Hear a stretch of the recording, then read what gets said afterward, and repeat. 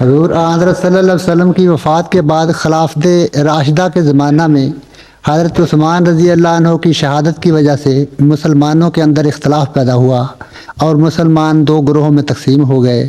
ایک گروہ کی قیادت ام المومنین حضرت عائشہ رضی اللہ عنہ کر رہی تھیں اور دوسرا گروہ خلیفہ برحق حضرت علی رضی اللہ عنہ کی قیادت میں تھا۔ مسلمانوں میں اس اختلاف کی وجہ سے وہ المناک واقعہ حادثہ پیش آیا جسے جنگ جمل کے نام سے یاد کیا جاتا ہے۔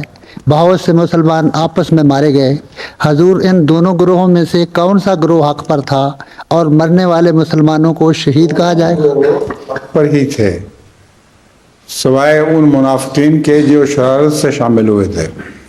خوارج جو شامل ہو گئے تھے حضرت علی کی طرف سے، وہ حق پر نہیں تھے، وہ جو مارے گئے وہ تو جہنمی ہیں۔